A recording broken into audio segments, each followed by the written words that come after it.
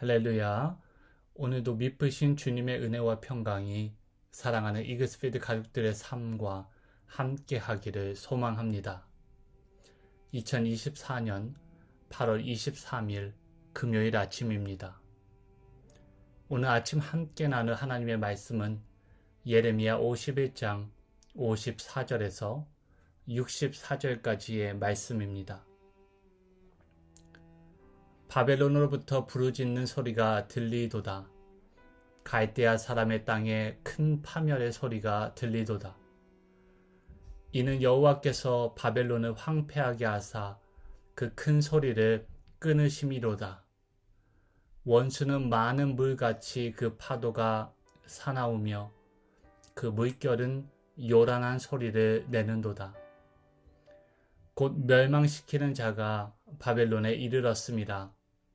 그 용사들이 사로잡히고 그들의 활이 꺾이도다. 여호와는 보복의 하나님이시니 반드시 보응하시리로다. 만군의 여호와라 일컫는 왕이 이와 같이 말씀하시되 내가 그 고관들과 지혜 있는 자들과 도백들과 태수들과 용사들을 취하게 하리니 그들이 영원히 잠들어 깨어나지 못하리라. 만군의 여호와께서 이와 같이 말씀하시니라. 바벨론의 성벽은 회파되겠고 그 높은 문들은 불에 탈 것이며 백성들의 수고는 헛될 것이요 민족들의 수고는 불탈 것인즉 그들이 쇠잔하리라. 유다의 시드기야 왕 제4년에 마세야의 손자 네리야의 아들 스라야가 그 왕과 함께 바벨론으로 갈 때에 선지자 예레미야가 그에게 말씀을 명령하니 스라야는 병창감이더라. 예레미야가 바벨론에 닥칠 모든 재난, 곧 바벨론에 대하여 기록한 이 모든 말씀을 한 책에 기록하고 스라야에게 말하기를 너는 바벨론에 이르거든 삼가 이 모든 말씀을 읽고 말하기를 여호와여 주께서 이곳에 대하여 말씀하시기를 이 땅을 멸하여 사람이나 짐승이 거기에 살지 못하게 하고 영원한 폐허가 되리라 하셨나이다 하라 하니라.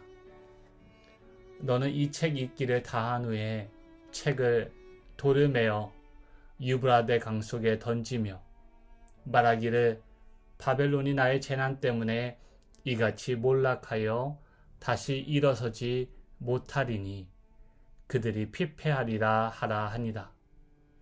예레미야의 말이 이에 끝나니라. 아멘. 오늘 본문은 바벨론에 대한 여호와 하나님의 마지막 신탁입니다. 54절부터 58절까지에서는 다시 한번 바벨론에 대한 심판이 선포됩니다. 하나님께서는 각 영혼과 민족을 그 행한 대로 보응하시는 분이십니다. 바벨론에 대한 여호와 하나님의 심판은 반드시 이루어집니다. 하나님의 심판은 역사의 우발성이나 또는 세계 질서의 무작위성에서 비롯된 것이 아니라 하나님의 변하지 않고 영원한 본성에 기인한 것이기 때문입니다. 바벨론은 큰 파멸을 당할 것이며 과거 자신들의 행위에 대해 공정한 대가를 치르게 될 것입니다. 하나님께 대적하고 교만한 바벨론이 받게 될 심판, 그 대가의 크기에 대해 잠시 생각해 보았습니다. 만일 바벨론의 왕이 부하 병사들에게 전투 태세를 갖추고 진격하라는 명령을 내렸다고 한번 가정해 봅시다. 그때 한 병사가 왕의 명령을 듣고도 복종하지 않고 나태하였거나 그 명령을 거부하고 자신의 소견에 옳은 대로 행하였다고 가정해 보면 그 병사가 왕에게 지은 죄는 반역죄에 해당할 것입니다. 왕정 체제에서 반역죄는 왕에 대한 역심으로 간주되어 왕정 체제 아래에서 가장 심각한 범죄로 가장 무서운 심판을 받았습니다. 하물며 인간이 세운 왕에게 지은 죄의 무게가 그렇게 무겁다면 천지 만물을 지으시고 하늘과 온 땅을 다스리시는 하나님께 대항한 대가는 얼마나 더 엄중하겠습니까? 영광의 무게가 무거울수록 심판의 무게는 더 엄중한 법입니다. 하나님은 자신의 왕권에 도전하고 반역하는 죄를 결코 가볍게 여기지 않으십니다. 다만 노하기를 더디하시고 인자가 한이 없는 하나님께서 진노의 날까지 즉각적인 징벌을 유보하시고 회개할 기회를 주십니다. 그러므로 모든 육체는, 모든 제국은 심판하시는 하나님을 늘 경외함으로 그 앞에 살아가야 할 것입니다.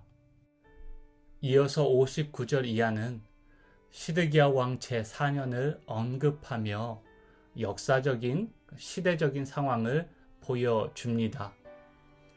시드기야는 유다의 마지막 왕으로 대략 주전 597년에 등극하였고 594년에 바벨론으로 사절단을 보내었습니다. 예레미야는 사절단에 속한 마세야의 손자 네리야의 아들이자 또 병창감이었던 스라야를 만났습니다. 그리고 그에게 바벨론의 멸망을 기록한 이 책을 바벨론 앞에서 읽고 그 책을 돌에 매달아 유브라데 강에 던지라고 말합니다. 돌에 매달린 책이 유브라데 강으로 빠져들어 잠기듯 바벨론도 결국 멸망하여 다시 일어서지 못할 것을 상징적으로 보여주라고 합니다. 바벨론의 한복판에서 이런 상징 행위를 실천하는 것은 바벨론이라는 제국에 맞서는 것이고 결국은 생사가 걸린 싸움입니다. 목숨을 건 순종을 요구하는 것이었습니다.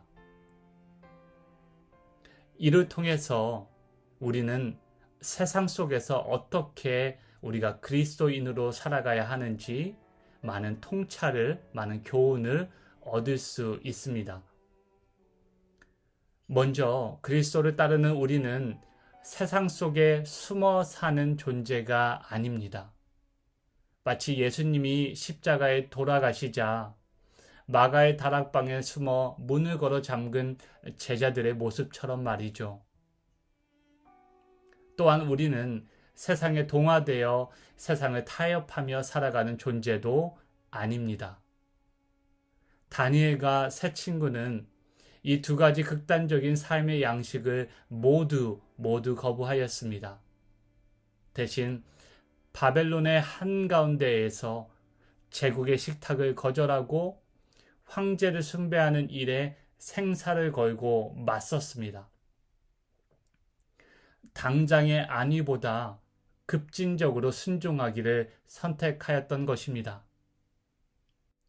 오늘 본문으로 돌아와서 스라야가 처한 상황을 잠시 생각해 보았으면 좋겠습니다. 아직 이루어지지 않은 바벨론의 미래에 관한 예언이었기에 그것이 정확히 무엇을 의미하며 언제 그 예언의 말씀이 이루어질지 정확히 알 수 없었기 때문에 그는 참으로 혼란스럽고 두려운 상황에 있었을 것입니다. 그럼에도 불구하고 예레미야는 하나님의 말씀을 신뢰하라고 말합니다. 하나님의 감동으로 된 말씀, 우리의 소망과 용기와 지혜의 근원인 하나님의 말씀, 교훈과 책망과 바르게 함과 의로 교육하기에 유익한 그 말씀, 또 이 세상 가운데 하나님의 사람을 모든 선한 일을 행하기에 온전케 하는 말씀을 신뢰하며 그 말씀을 있는 그대로 선포하고 살아내라고 이야기하고 있습니다. 이 세상에 영원한 것은 없습니다. 그 어떤 강력한 제국도 무너지지 않는 제국은 존재하지 않습니다. 이사야 선지자의 말씀입니다. 모든 육체는 풀이요 그의 모든 아름다움은 들의 꽃과 같으니 풀은 마르고 꽃이 시듬은 여호와의 기운이 그 위에 붐이라. 이 백성은 실로 풀이로다. 풀은 마르고 꽃은 시드나 우리 하나님의 말씀은 영원히 서리라. 아멘. 오늘 하루 그 영원하신 말씀을 붙들고 신뢰하며 바벨론과 같은 세상 가운데 여호와 하나님, 그 왕의 나라의 법을 따라 살아가는 저와 여러분 되시기를 주님의 이름으로 축복합니다. 함께 기도하시겠습니다. 모든 육체는 쇠잔해질 것입니다.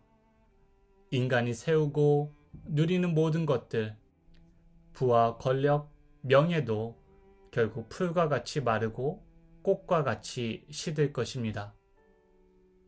바벨론처럼 강력해 보이는 제국도 하나님의 입김 앞에 금방 시들고 말았습니다. 하나님의 심판 앞에서 그들이 자랑하던 것들은 모두 무용한 것들이 되고 말았습니다. 이 아침 믿음으로 고백합니다.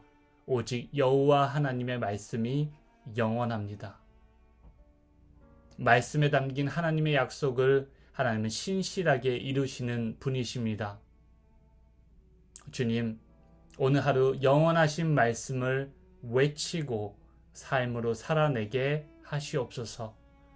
오늘 하루 눈앞에 펼쳐진 높고 화려한 것에 마음을 빼앗기지 않게 하시고 영원히 서는 하나님의 말씀 위에 믿음으로 굳게 서기를 원하며 좋으신 주님 예수 그리스도의 이름으로 기도하옵나이다. 아멘. 함께 나눈 말씀을 기억하시고 기도하시면 좋겠습니다. 오늘 하루 영원하신 하나님의 말씀을 붙잡고 든든히 서가는 복된 하루 되시기를 소망합니다.